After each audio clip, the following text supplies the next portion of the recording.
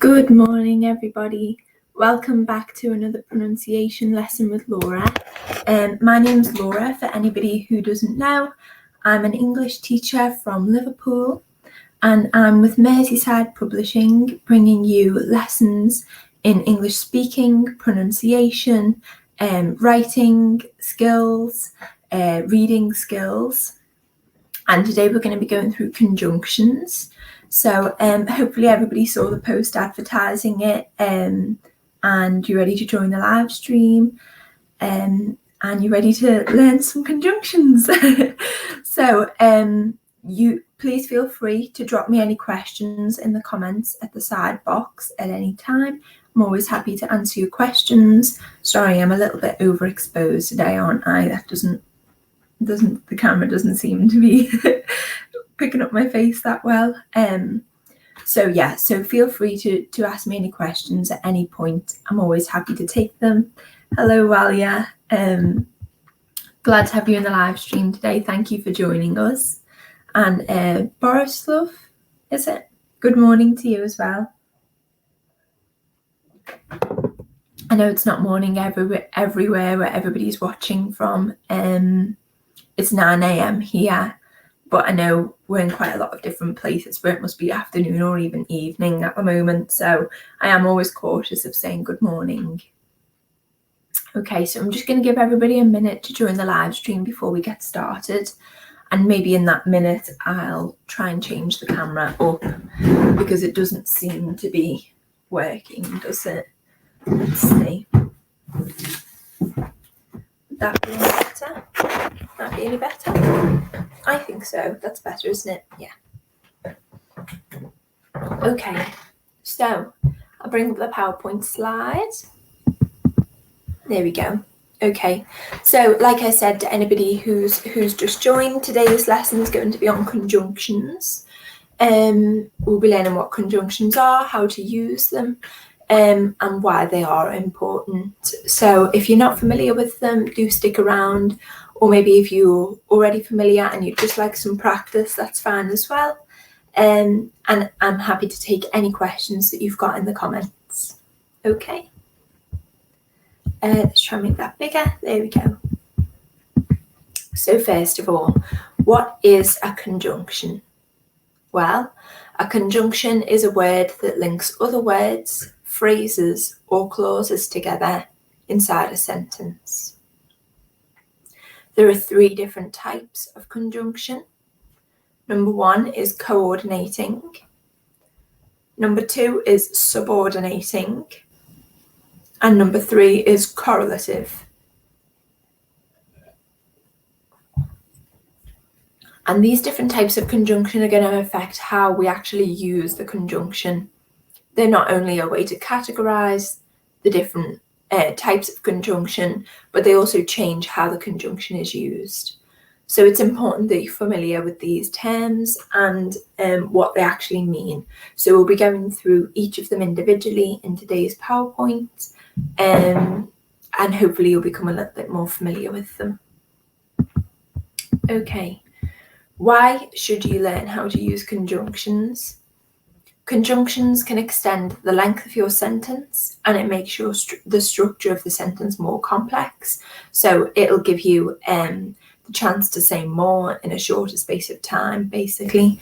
It gives the impression that your writing is more sophisticated and would help you to achieve higher bands. So when you're sitting your writing exam, you're not going to have to be putting lots and lots of very short sentences. It's better to have a couple of longer sentences that have lots of different conjunctions mixed into them. If you can get your conjunctions mixed up, it might make otherwise impressive sentences sound wrong, silly, or it might even change the overall meaning. So I'm sure you're all familiar in your own languages, or maybe with children who are learning English. Certainly it's a thing in the UK that children who are learning how to speak English will only use the conjunction and. So I went to the park and I went skipping and I went swimming and I had fun and I saw my friend and we played together, and So, that's the only conjunction that they know how to express more meaning in any given topic. It's the only way that they can add on to what they've already learned. So that can be quite frustrating, first of all, for the listener. It can be quite intense to just hear and all the time, and more information being added to the sentence, seemingly, without any structure. And also, if you are learning and you are trying to convey a list, then it's not appropriate to say "and" between every item, only between the last and the second to last item. So from the shops, I will need oranges, apples, lemons, and pasta, whatever it is. You only put the word "and" between the last and the second to last item. So like I say, it wouldn't be appropriate to say apples and lemons and bananas and pasta. It's just a little bit too much and unnecessary. Hi Ghaznavi, thanks for having it. Thanks for coming to the session.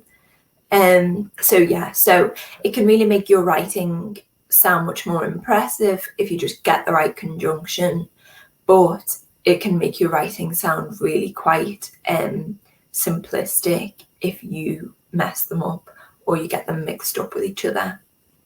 So so just be aware of what maybe the power of getting them right or wrong could be. So let's have a look. Coordinating conjunctions. So this is the first type that we spoke about before. It's the most common type of conjunction, and just to also make you aware, these ones can't come first in a sentence. Okay, so it joins two independent parts of the sentence and it goes in the middle, but it can't go at the beginning. So let's have a look at some examples. We've got "for," which explains reason or purpose instead usually of "because." "For." It is slightly more archaic, that one. You don't tend to hear native speakers using "for" instead of "because" very often. Anyway, "and" adds one thing to another. "Nor" is used to present an alternative negative idea to an already stated negative idea. "But" shows contrast. "O" or presents an alternative or a choice. "Yet" introduces contrasting ideas that follows the preceding idea logically. And "so" indicates effect, result, or consequence. So if those definitions sound a little bit odd to you, or you're not quite sure what they mean, don't worry about it. We're going to go through some examples, and I think those words are always, it's quite difficult usually to define them, especially because a lot of them, you would just pick up by the way that they're used, but I'm trying to emphasize to you that they're coordinating two independent parts of the sentence. So it's important that you're familiar with their meaning. So sorry for boring everybody with that. So let's have some example sentences then. First of all, we'll go for "for," which is explaining a reason or a purpose. It's used instead of "because." Note the comma at the end of the first clause before the word "for." So, "The teacher doesn't like me, for I am always late to class." "I didn't finish my meal, for I was too full." So in both of those situations, you could definitely use the word "because" instead of "for," but that's the clause that we're practicing. So this word is not always used as a conjunction, so you should be aware that it can also be a preposition. "I went to the park for some fresh air." And in that case, you couldn't substitute the word "because" in, obviously. it would have to be just the word for, because that's a preposition in that case. But in the conjunction sense, then yes, you could substitute in because, and that's how you can really work out whether the word works in that context. The teacher didn't like me, for I am always late to class, because I am always late to class. I didn't finish my meal, for I was too full, because I was too full. Okay, hopefully that one all makes sense. Oh, where are we? Okay, so the next one is and, probably the easiest one, adds one thing to another. I went to the library to pick up a book and renew my old ones. Don't just sit there and tell me what to do. So it's used to join or add one clause to another. Particularly impressive if you use it to introduce an additional comment. So for the example at the bottom here, she got a bonus, and this is the best part, she was promoted to manager. So you can see in the first two cases that the clauses are both independent. So I went to the library to pick up a book, and I went to the library to renew my old ones, my old books. Both make sense in and of themselves. So an independent clause could be said by itself and it would make sense. Don't just sit there and don't tell me what to do could both be the same, it's understood independently. But when added together, they can also make a more complex meaning. I went to the library to pick up a book and renew my old ones. Don't just sit there and tell me what to do. However, the example at the bottom, she got the bonus, and this is the best part, she was promoted to manager. The middle part doesn't make sense as an independent clause. She got the bonus makes sense, and she was promoted to manager makes sense. But and this is the best part does not make sense by itself. And that's why you've got to be aware that these sort of conjunctions, coordinating conjunctions, can't go at the start of the sentence because it doesn't make any sense. And that's how you can really, another way to distinguish what kind of conjunction is being used. So she got the bonus, and this is the best part, she was promoted to manager. Okay. I think that one's pretty simple. Then we've got nor, which is used to present an alternative negative idea to an already stated negative idea. So I've underlined those because you've really got to get the understanding that nor is not the same as or, and it can't be used with a positive and a negative or two. It can't be used for two positive ideas. So we've got the example sentences. The shirt was not in stock, nor was the assistant able to order one for me. I don't know the answer to the questions, nor do I care to find out. Like I say, only used in the case of two negatives. So the shirt was not in stock, and the assistant was not able to order one for me. So the shirt was not in stock, nor suggests that the alternative idea is still going to be negative. Okay, I don't know the answer to the question, nor do I care to find out. Again, I don't know the answer to the question, I don't care to find out. So both of those things are negative, and hence we can use the conjunction nor. And I think nor, definitely for native speakers, is one that sounds particularly sophisticated. People don't tend to use it in, common language. They wouldn't just use it, speaking to their friend or whatever. But definitely in a professional sense, it's important that you know the meaning of that and you know how to use it correctly, because it sounds very pretentious when people say nor and get it wrong in the wrong situation. And commonly people do that because they use nor and or interchangeably, and you really can't do that. Walia asks, isn't for a preposition? When is it a conjunction? Yeah, so if we just flip back to for a second, I think I've got at the end of the slide there, yeah, this word is not always a conjunction, it can also be a preposition. So when it's coming before a noun, the noun being fresh air, then it's a preposition. Ooh. But when it's a conjunction, it's going to have the comma before the first clause, and it's going to preface one meaning as a result of another meaning. So the teacher doesn't like me is the first meaning, and I am always late to class is the second meaning, and the second meaning is the result of the first one.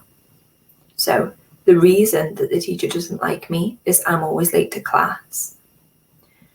The reason that I didn't finish my meal was I was too full. So in that way, for is being used as a conjunction, even though it can elsewhere appear as a preposition when it comes before a noun. Okay, I hope that makes sense. Let me know if you have any more questions in the comments. Yeah, hopefully that makes sense for you. Sorry if I've made that more confusing. Okay, I think we'll flip on to the next one. Okay. Then we've got the example sentence for but. It shows contrast between two ideas, not always equally. It's only used between two opposing ideas. So again, for early learners, this might be commonly mistaken with and, because people think that maybe and but both add meaning to the sentence, that one meaning can be added to another with the word but, when in fact only the word and is going to really add that meaning. I thought the dress would fit, but it was far too short. She loved him, but she had to move away. So again, two opposing ideas. She loved him and she moved away are going to be opposing.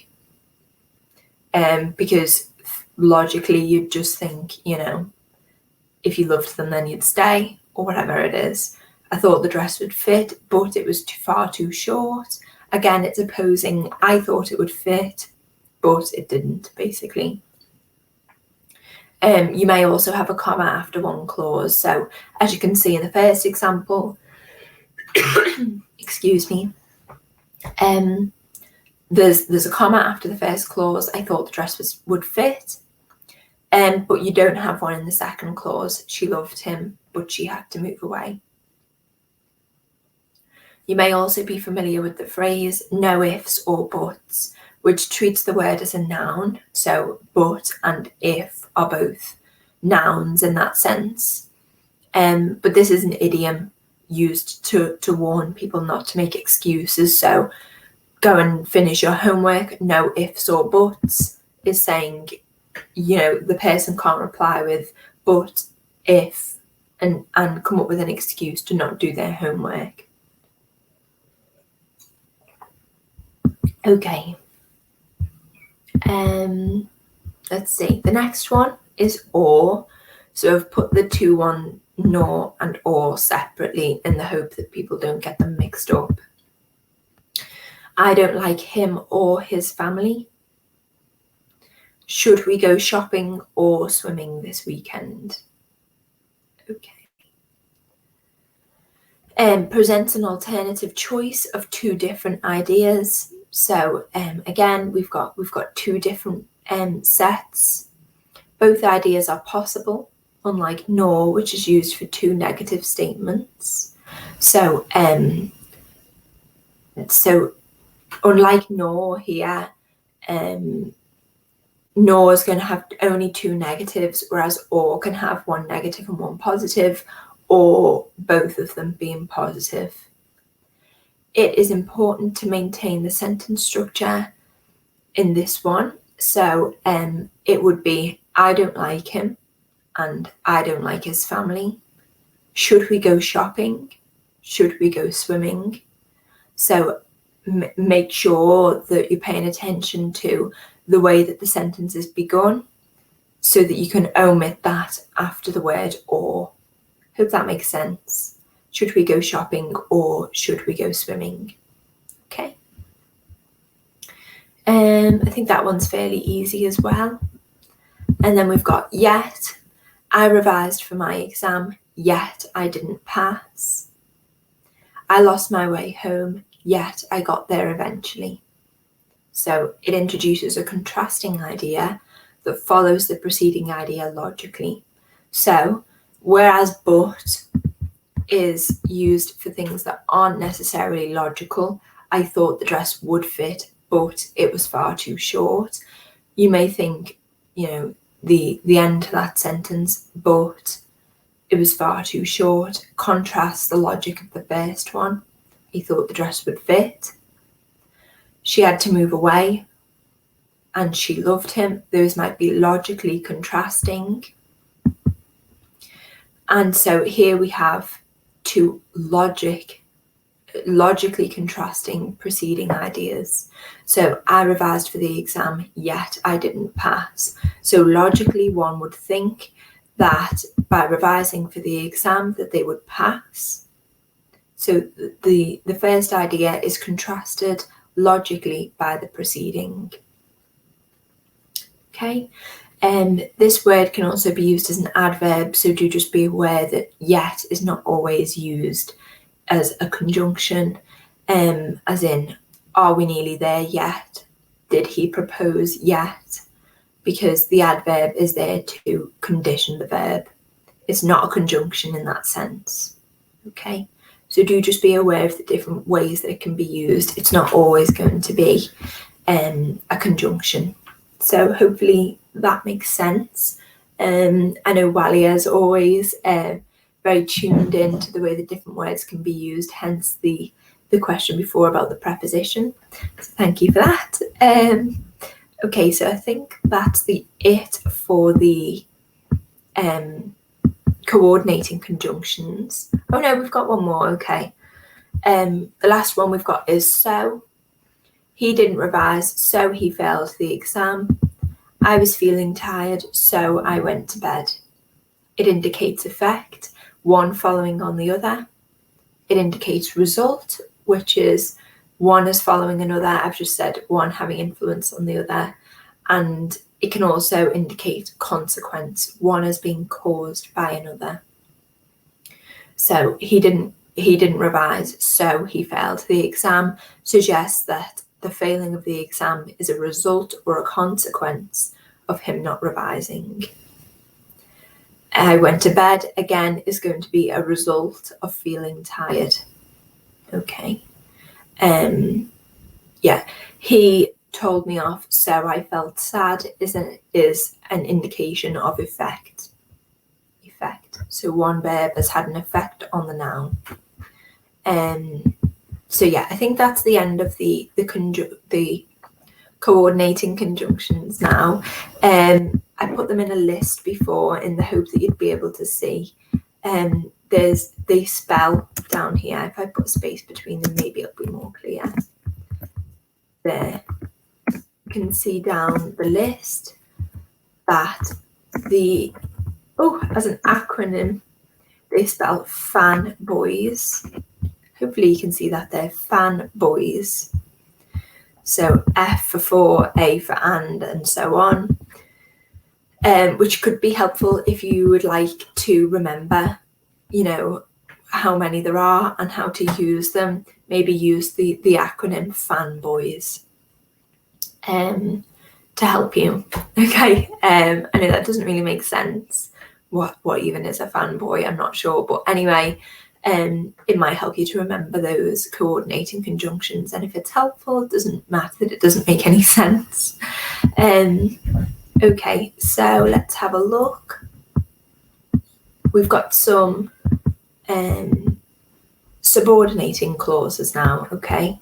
So there's quite a lot of subordinating conjunctions. They introduce a dependent clause by linking it to an independent clause. So a dependent clause is going to be one which relies for its meaning on an independent clause.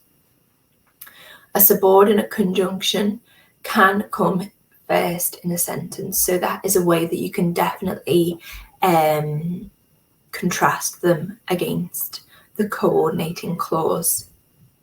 So I'm sure you're familiar as well with the word subordinate, which is to make one thing less than another, to put it down, or to make it less, or I don't know, meaningful or powerful, as to subordinate.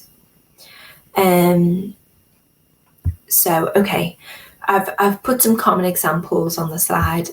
Thank you, Ghaznavi, for finding that helpful. Hopefully it'll help everybody to remember.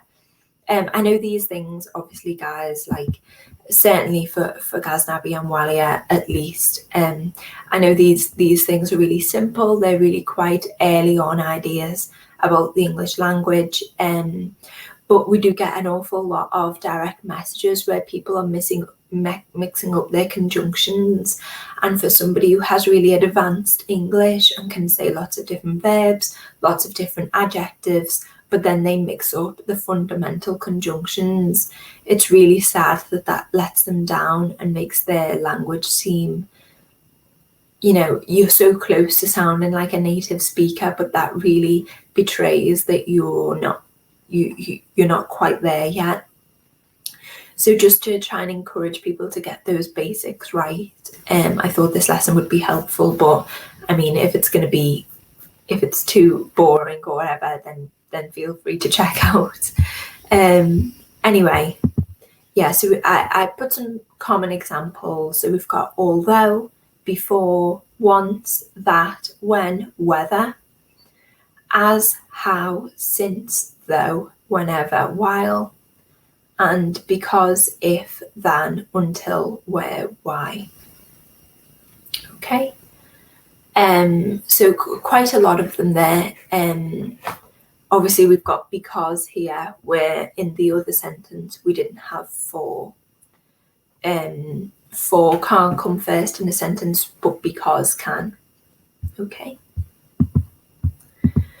Example sentences: although he seems tough, he has a very kind heart. And she says she is very tired, although she has had 4 coffees today. Oops, there we go. Okay, so it's used to present one independent idea, a dependent idea, as being related to another independent idea. So the independent idea in these situations are: he has a very kind heart, and she has had 4 coffees today. So those 2 sentences could exist by themselves without the additional meaning. However, the presented dependent idea cannot exist by itself. So he seems very tough, and she says she is very tired. Those phrases wouldn't retain the same meaning if they hadn't been conditioned by the independent idea. Okay. Yeah. Okay. So Wally has asked, is there any difference between a conjunction and a connector? I mean, essentially no. Conjunctions are more grammatical in the sense that they relate independent or dependent, depending on the way that the conjunction is used and how it reads within one sentence. Connectors are used between 2 separate sentences. But yeah, I mean, broadly speaking, they are going to both describe the relationship between 2 statements. So I suppose in that sense they are the same. Yeah, but good question. Thank you, Walia.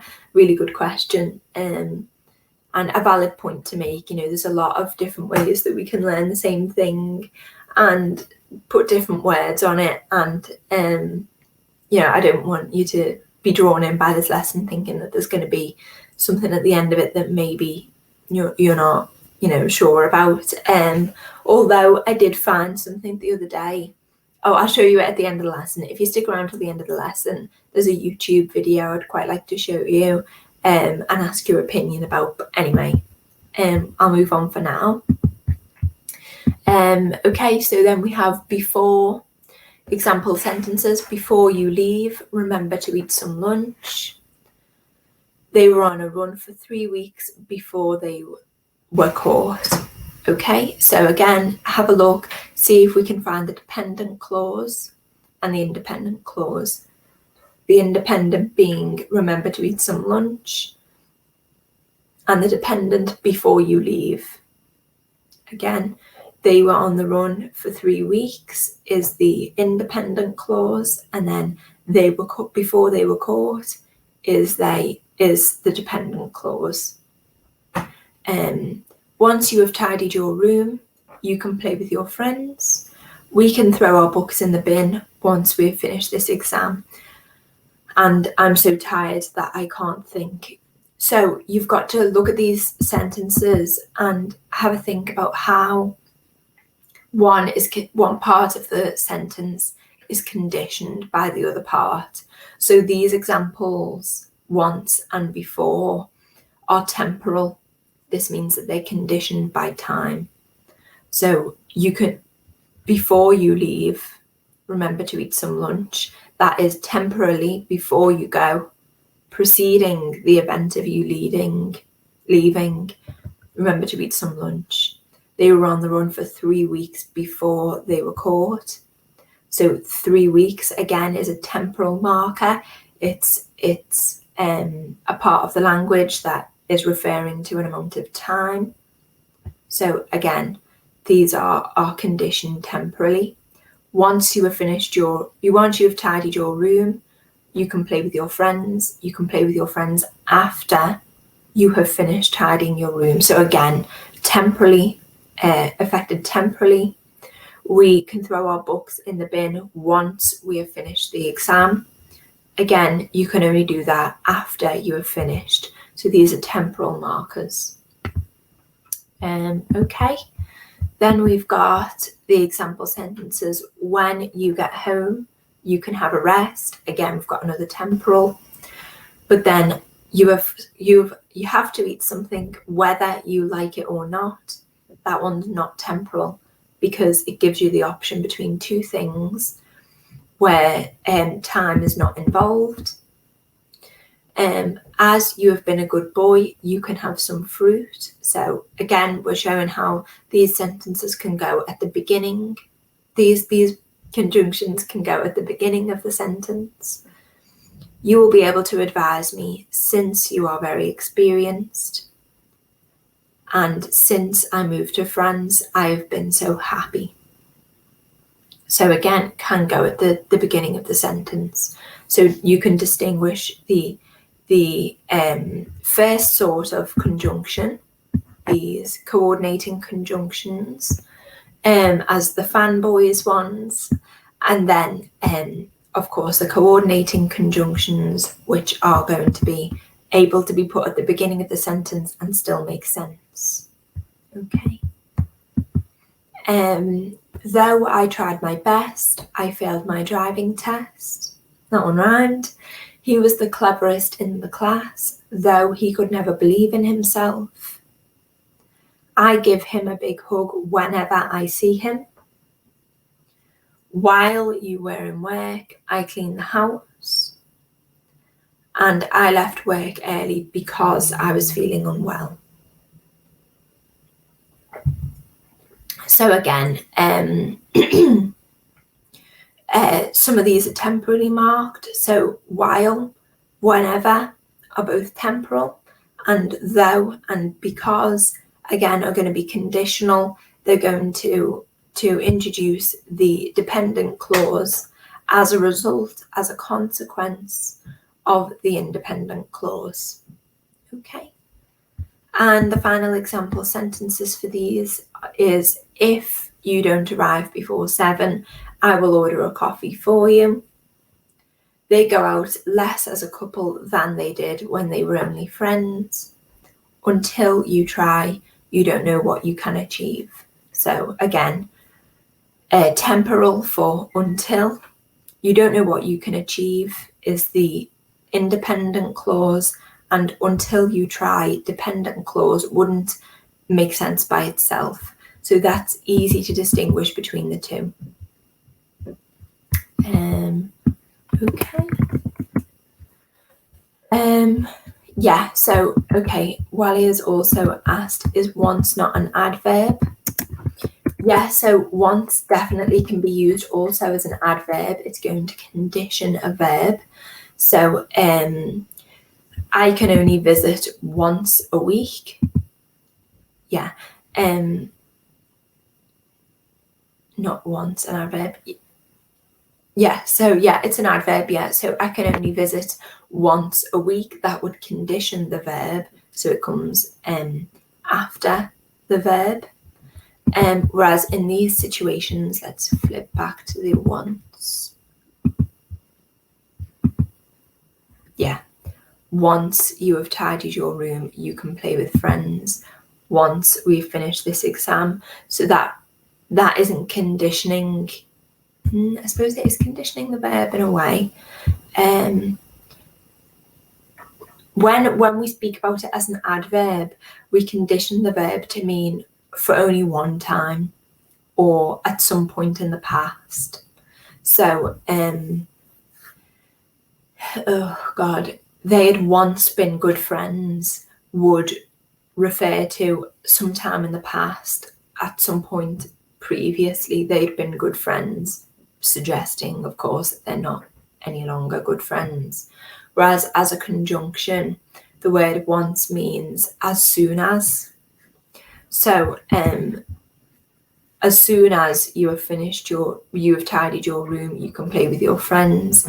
We can throw our books in the bin as soon as we have finished this exam. Whereas you wouldn't say, when you look at once in that situation, once as in at some time in the past you have tidied your room, you can play with your friends, or we throw our books in the bin on one occasion after we've finished this exam. You know, as an adverb and as a conjunction, it means two separate things. So as an adverb, we're conditioning the verb, and as a conjunction, we're talking about as soon as or when. So it becomes much more temporarily located around the time that's being spoken about. The condition of playing with the friends after tidying the room, or throwing the books in the bin after finishing the exam, not as in once sometime in the past we have finished the exam. So it really brings the sentence into present tense, and for that reason I think it's a really easy one to get wrong as well.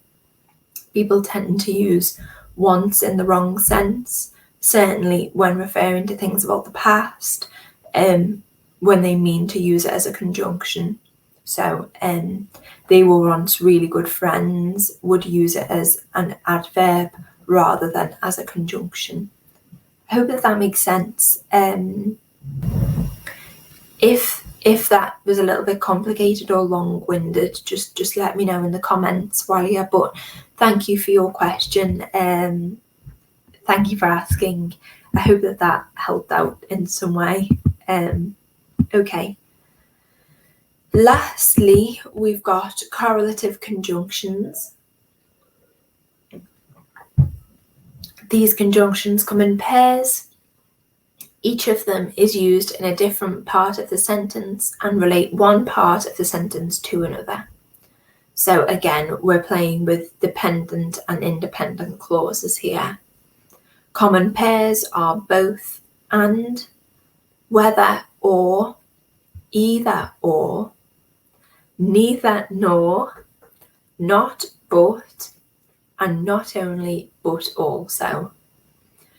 So quite similar here, and again that's why they're so easily mixed up for early learners, because people are putting neither with or, and only, both only, it's just a huge mess and people get it wrong, and it can be quite easily confused by these things. So if you're a little bit put off by just that list there, hopefully going through some examples will help you. Ghaznavi, there was, as an adverb, there is a king once who ruled this zone. As a conjunction, once I finish my work, I will go for film. Are they right? Yes, so that's a really good example of how you could use it as an adverb and as a conjunction. As an adverb, we're using the word once. So the king formerly ruled this zone and presumably no longer rules this zone. There is a king once who ruled this zone. Presumably the king no longer rules it or is no longer a king. And once I've finished my work, I will go to watch a film or for watching a film. So conditionally, once I finish my work is going to be dependent on I will go to watch a film. So yeah, they're correct. Thank you, Ghaznavi, for your examples. Really good way of picking up on those differences between the two. I know it's quite subtle and can be a little bit hard to wrap your head around sometimes. Okay. So we'll go through these correlative conjunctions, and then I really want to show you that video at the end. You may have seen it, but I think it's quite interesting and I'd love to hear everybody's opinion about it. Okay, so let's have a little look. I would like to study both biology and chemistry. So we've got both and are both are the correlative conjunctions. Whether he comes home this week or next week, flights will be available. So we've got whether and or. Either I will get a pink dress or the red one. This is neither the time nor the place to argue. So we've got either or and neither nor, where we've got, two negatives in the latter one there. This is neither the time, it's not the place, and it's not the time to argue. So this is neither the time nor the place. However, in either and or, both the pink dress and the red dress are possibilities. Neither of them is negative. So either I will get the pink dress, that's possible, or I will get the red dress, that's also possible. Okay. Not only did he write me a card, but also he bought me a birthday present. So we're adding to this one, not only, but also could be replaced with the word and. He wrote me a card and bought me a birthday present. But you can see how the sentence sounds so much more sophisticated if you can use the correlative conjunctions here. Not only did he write me a card, but also he bought me a birthday present. Not the fries, but the salad for me, please. So again, we're conditioning the sentence. I would like the salad is going to be added to, it's going to become more sophisticated by denying the one, but affirming the other. Not would deny and but would affirm, not the fries, but the salad for me. So you can see how the meaning of the sentence will change. And again, like I say, people commonly are getting these mixed up and are saying, the other way around maybe, but the fries, not the salad for me, and then they're going to get the wrong thing of the order. So you need to try to be aware that how these such small and seemingly insignificant words can really change the meaning of what you're about to say, but also can have much wider effect in terms of how your writing and your speaking sounds. When you get these right, it sounds really impressive, but if you mix them up, it sounds really silly. So it's high gain, high loss in that sense. Okay. Then we'll do a little bit of fill in the blanks. Can you wipe your feet? You come in the house. He visits the house. He never wipes his feet. There is mud on the carpet. It isn't from my shoes. My shoes don't have mud on them. Do yours?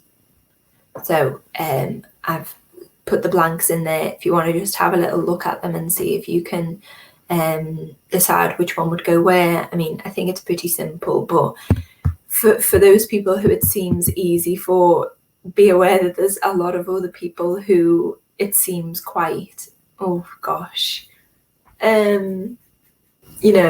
complicated to remember the meaning of these words, which if you haven't had a lot of practice of the English, it's so hard to define, define whenever or define before. Of course, they can be defined, but it's difficult to then put them into practice. It's not like the word, say, beautiful, where you'll learn the meaning and you can easily point at something and say beautiful. Or, for example, the word run. You can easily understand the word run when you've seen the action. However, you can't do the same sort of thing with the word but, So, can you please wipe your feet before you come in the house? Whenever he visits the house, he never wipes his feet. Oh, okay, Ghaznavi's had a go. There is mud on the carpet, but it isn't from my shoes.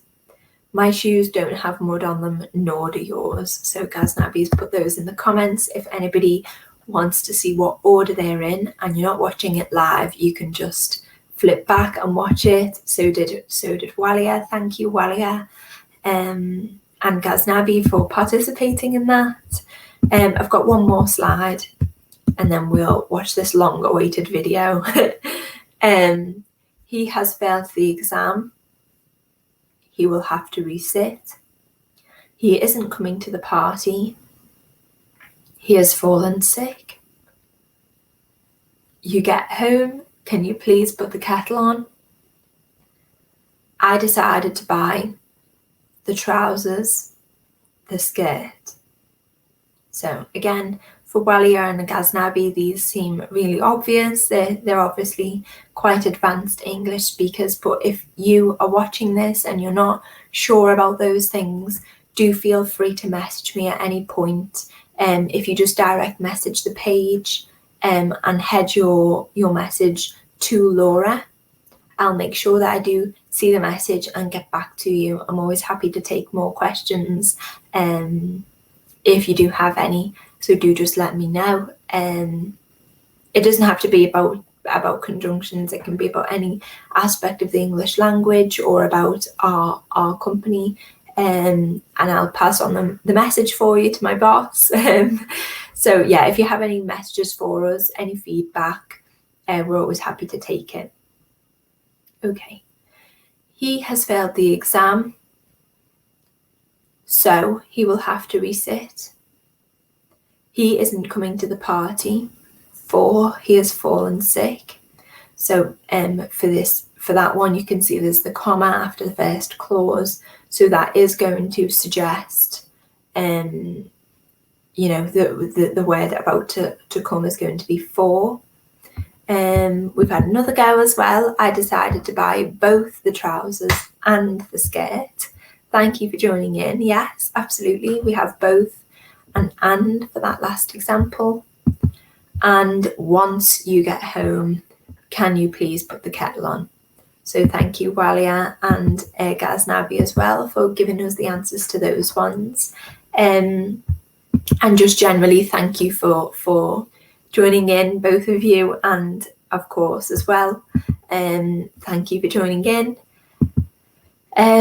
Okay, so that brings us to the end of the lesson on conjunctions. Why we don't use because in the second sentence. Okay, so you can use because he isn't coming to the party because he has fallen sick. In the case of using because, we would omit the comma. So it would be he isn't coming to the party, no comma, because he has fallen sick. Whereas the word for can be substituted in for because. There's not really any difference in the meaning. And that's why I say, like a lot of English speakers just don't use the word for in the conjunctive sense, only in the adverb sense, in the preposition sense. So don't worry about, getting those two mixed up, because people tend to just substitute in the word because anyway. So don't worry about that. You could use because in that sentence. For sounds slightly more impressive if you can make that distinction between the conjunction and the preposition. But if you're going to find that a little bit complicated, then don't worry too much about it. Okay, hope that helps, Ghaznavi. Thanks for your question. Okay, please explain the third sentence, I think. So the word would be once you get home, can you please put the kettle on? So once is going to condition the sentence. Once you get home, that's temporal, that depends on the time. So once, at the point that you get home, when you are there at home, can you please put the kettle on? So the kettle being put on is conditional on the first part of the sentence, once you get home. You could also say when you get home or whenever you get home, because we're conditioning a temporal part of the sentence, when you get home, once you get home, for a different action, can you please put the kettle on? Okay, thank you for your question, Gandhi. I hope that helped. I've also been asked, what is the topic of tomorrow? So tomorrow, between 9 a.m. and 10 a.m. Great British time, we will be going through phrasal verbs. So if you're interested in learning about some phrasal verbs, come back at the same time tomorrow and I'll be going through them then. Again, they're just, really, really commonly mixed up in the English language, especially with new speakers. So hopefully that will be somewhat helpful. Wally has asked, can you give me some suggestions to eradicate spelling mistakes? So I know I say this every time, but from my own personal experience, I improve my spelling most often when I'm reading a lot. So I know not everybody has access to a lot of reading material in English, and there is a lot available online if you would like to access it, or for a free option, if you already have a TV, you could switch your subtitles into English and watch your subtitles in English, and that would teach you, where the sentence order should be in a sentence, as well as the spelling. You're seeing it as it's being said, so it makes sense in that way. I suppose I could do a lesson on spelling as well. We could go through some really difficult to spell words. Yeah, we'll do that next week, Walia. But my number one tip is to read a lot. Really, that helped me so much when I was learning how to spell. It's so important to read. Doesn't matter. It doesn't have to be really, highbrow literature. Just the newspaper in English can really help you to see a greater variety of words, spot patterns in spelling. But I think your spelling's really good, to be honest, Walia, so I wouldn't worry too much about it. Can I think of anything else? I mean, when we were in school, we would write an essay and the teacher would pick out the word that we'd misspelt and would have us write it out 12 times in the correct way in the back of the book. And then the back of the book over the course of the year would become a sort of dictionary of words that we found difficult to spell. So for example, people would get the word, I don't know, cumulative wrong, and they would write it out 12 times. And then at the back of the book would be full of the word cumulative, and then, scribble or whatever the word is 12 times. So you can really see, really jumps out at you what type of word you're struggling to spell. You know, is it a noun? Is it a verb? Is it, you know, are they within a certain register that you could practice, like science, for example? So that might be a good idea as well. And also super embarrassing. This will really show you what kind of a nerd that I am. When I was, you know, learning how to develop, you know, spelling and vocabulary, these kinds of things, I made my own dictionary when I was younger. How embarrassing. Of words that I thought were really impressive and sophisticated sounding that I could try and put into conversation to practice them, basically. So I think I remember the first word that I put in was simultaneous, and I wrote that down, wrote down the meaning, wrote down an example sentence, and then I tried to use it as confidently as I could. I think I did as well. The longest word in the English language is anti-disestablishmentarianism, and I put that in as well. How absolutely embarrassing. I hope nobody that I know sees this video. I must have been born to do these videos, mustn't I? How embarrassing. Anyway, I hope that helps. Maybe at least gave you a laugh at my expense, if nothing else. Let's see if I can just quickly get up this video that I was talking about, if anybody is interested. This is the end of talking about conjunctions, so if you're trying to stick around waiting for some more, feel free to leave now. I think that lesson's over. Okay, so this video, hopefully I'll be able to get it up for you, is basically the concept is somebody who's familiar with the English language but is also familiar with you know, who is not a native speaker, has tried to put together a video of how it sounds for non-English speakers listening to English speakers when they don't make sense. Okay, so hopefully oh gosh, how do I get that up? No one can see that, can you? Oh gosh. Chrome tab. Okay, there we go. I think I've shared it now. Can you see that? Yeah, okay, there we go. So just watch the video and see if you think that's how English speakers sound as well. Let's just skip forward. Here's lace. Want me to lot of that? Sure.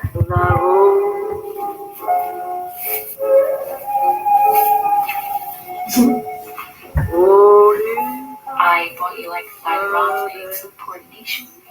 Sounds good.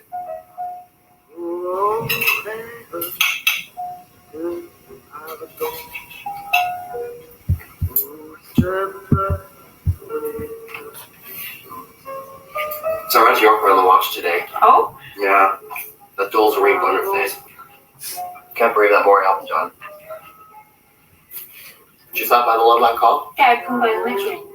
I played that Primadium on the wrong front line today. Oh, the raising man with an Ash Marine?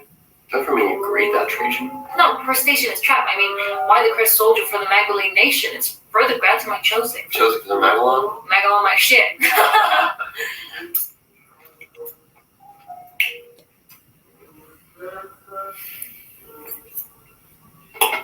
Van turned us around for mom's predation sake. Speaking, turn along for that? Shit, a car. What way? Lure State, you turn along for that? Yeah, sure. So I can throw that long line you want for the rat chat shooting all and yeah, Chad's a long way for the rainbow seasonal and all that kind of art. So I think you get the point anyway. Basically it's nonsensical what they've come up with. It doesn't make any sense. It's not English.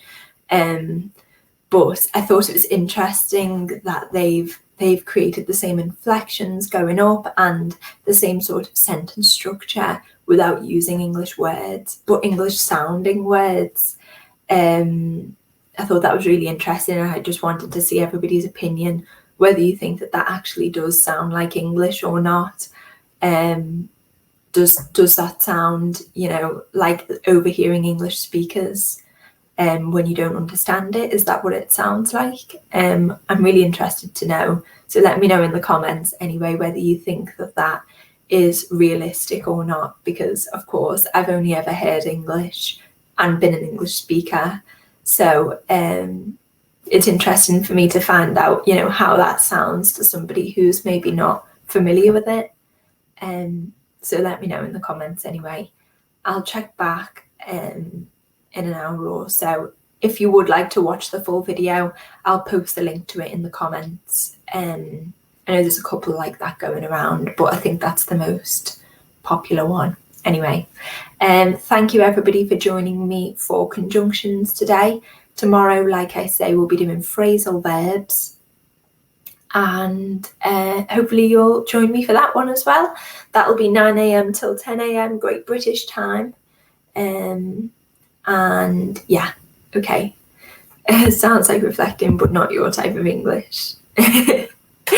I think Gaznava maybe is not the best example of person to ask, because you are very advanced in your English.